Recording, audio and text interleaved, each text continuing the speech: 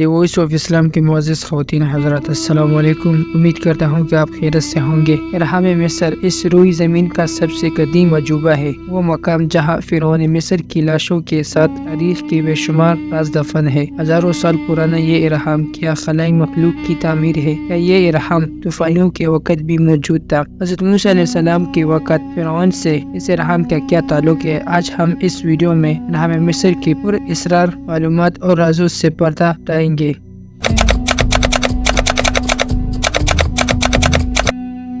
مصر قدیم دور کا ایک ایسا ملک ہے جو اپنے اندر دفن پر اسرار، رازوں اور حیرت انگیز تعمیرات کی وجہ سے مشہور ہے۔ ان تعمیرات میں مصر کا ارحام سرفہرست ہے۔ اب کو یہ جان کر حیرت ہوگی کہ پیرامڈ صرف مصر میں نہیں بلکہ دنیا کے ہر علاقے میں موجود ہے، چین سے لے کر شمالی امریکہ اور مصر سے لے کر ہندوستان تک، یہاں تک کہ سمندر کے اندر بھی ارحاموں کی شکل میں کئی عمارتیں دریافت ہوئی ہے۔ مصر میں 100 سے زیادہ ارحام موجود ہے، جن میں قاہرہ کے غزہ کے مقام پر 3 ارحام دنیا کے عجائبات میں پہلے نمبر پر شامل ہے۔ یہ ارحام دراصل قدیم مصر کے ان فرعونیوں کا مقبرہ ہے جو خود کو خدا قرار دیتے تھے اور مصر پر حکومت کیا کرتے تھے۔ ان ارحاموں کو ان فرعونیوں نے ہی تعمیر کروایا تھا تاکہ مرنے کے بعد وہاں ان کی لاشوں کی ممی کو محفوظ کیا جا سکے۔ ہر فرعون مصر اپنے لیے ایک الگ ارحام تعمیر کرواتا تھا اور اس کے مرنے کے بعد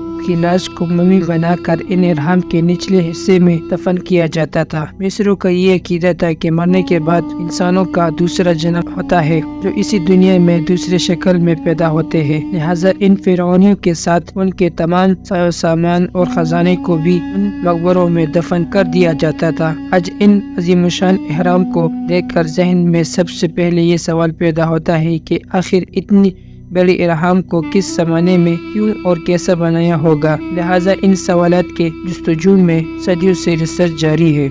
پیرامڈس کے متعلق سب سے پہلے ہیروڈوٹس نے اپنی کتاب میں لکھا تھا، جس نے تقریباً 450 قبل مسیح میں مصر میں قدم رکھا اور اس نے وہاں کی مقامی قائد کے ساتھ وہاں کے تمام ارحام کا اندر سے جائزہ لیا۔ اس نے اپنی اس پوری تحقیق کو ایک کتاب میں لکھا۔ ہیروڈوٹس کے مطابق 2 لاکھ مزدوروں نے مل کر خوفو کے اس عظیم پیرامڈس کو 20 سالوں میں مکمل کیا تھا۔ اس تعمیر میں ہر گھنٹے 2 سے 3 پتھر لگائے جاتے اور اس طرح 30 لاکھ پتھروں سے اس عظیم پیرامڈس کی تعمیر مکمل ہوئی۔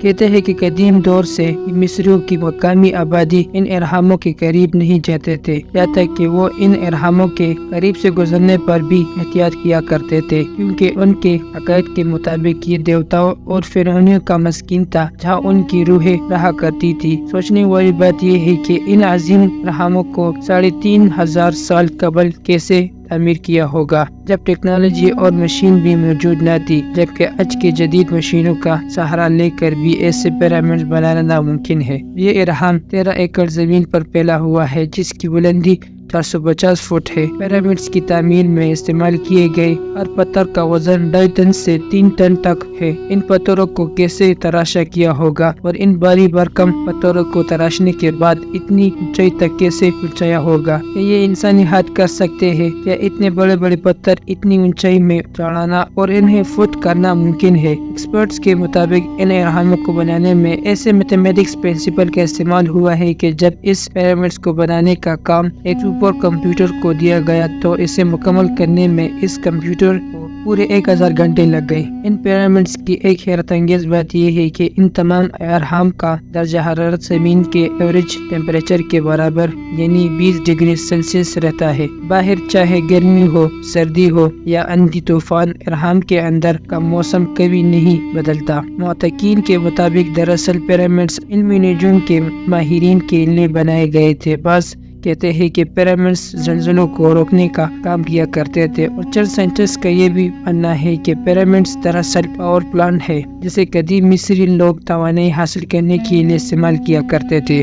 سال 987 میں الیکٹریکل انجینئر اور انویٹر ڈاکٹر جو پارک نے گریٹ پیرامڈس پر جا کر اس تجربے کیے جس میں انہوں نے پیرامڈس کے الیکٹریکل، میگنیٹک اور تینیو ایکٹو انرجی کو ناپا، اور یہ نتیجہ نکلا کہ ان ارحام کے آس پاس ایک انرجی فیلڈ ہے جسے ہائپر اسپیس میں جایا جا سکتا ہے۔ فزکس کی تھیوریز بھی یہ کہتی ہے کہ اس کائنات کے کل 6 ڈائمنڈز ہے اور یہ ڈائمنشنز اپنے آپ ایک الگ دنیا ہے جہاں ان پیرامڈس کے ذریعے سفر کیا جا سکتا ہے، جو یہ ثابت نہیں کر پائے، لیکن مرنے سے قبل وہ یہ کہا کرتے تھے کہ اگر ہم پیرامڈس کے راز کو جان گئے تو پیرامڈس کو ایک ٹائم مشین کے طور پر استعمال کیا جا سکتا ہے۔ سال 2020 میں اسپیس ایکس اور ٹیسلا کے مالک ایلون مسک نے راہ مصر کو لے کر یہ دعویٰ کیا کہ انہیں ایلینز نے بنایا ہے، جس کے بعد انٹرنیٹ پر طرح طرح کی چرچے شروع ہو گئی تھی۔ اس طرح ایلینز پر ریسرچ کرنے والے ایک گروپ نے بھی یہ دعویٰ کیا کہ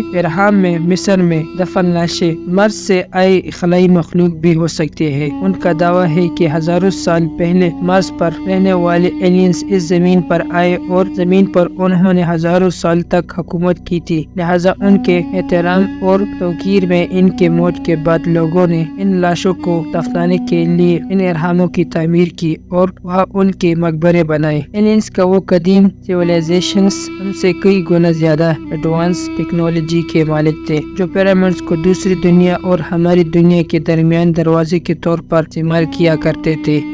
کیا قرآن مجید میں بھی ان تاریخی اہرام کے متعلق کوئی جانکاری ملتی ہے اور اسلامی علماء اور مورخین کا ان اہرام کے متعلق کیا رائے ہے؟ کچھ علماء ان اہرام کا تعلق حضرت موسیٰ علیہ السلام کے دور کے فرعون یعنی رمیسیس سائنس سے جوڑتے ہیں۔ سورہ قصص کی آیت نمبر 37 میں بیان ہوا ہے کہ فرعون نے کہا کہ اے اہل دربار، میں اپنے سوا کسی کو تمہارا خدا نہیں مانتا، تو حمان سے کہو کہ میرے لیے گارے کو آگ لگوا کر انڈے پکوا دو، پھر اس سے ایک اونچی محل بنوا تاکہ میں موسیٰ کے خدا کی طرف چڑھ جاؤں، اور میں اسے جھوٹا سمجھتا ہوں۔ ان آیات کی روشنی میں کچھ علماء کی رائے ہے کہ ممکن ہے کہ فرعون نے آسمان کے خدا کی طرف جانے کے لیے ان بلند اہراموں کی تعمیر کا حکم دیا تھا، جو اس کے دور حکومت میں مکمل ہوا، اور اس طرح بعد میں آنے والے فرعونیوں نے اپنے لیے اہرام کی تعمیر شروع کروا دی۔ مشہور تعریف المسعودی نے اہراموں کے بارے میں لکھا تھا کہ اہرام مصر کی تعمیر طوفان نوح سے پہلے ایک بادشاہ نے کی تھی جس کا نام سوٹس تھا، جسے یہودی اینوک کے نام سے پکارتے ہیں۔ کہا جاتا ہے کہ اینوک ستاروں کے علم کے ماہر تھے، جنہوں نے اپنے علم کے ذریعے طوفان نوح کی پہلے سے ہی پیشگوئی کر رکھی تھی، اس لیے اس بڑی تباہی سے بچنے کے لیے اس بادشاہ نے اہراموں کی تعمیر کی، جس میں انہوں نے اپنے تمام خزانے اور اپنی علمی تحریروں کو رکھ دیا تھا۔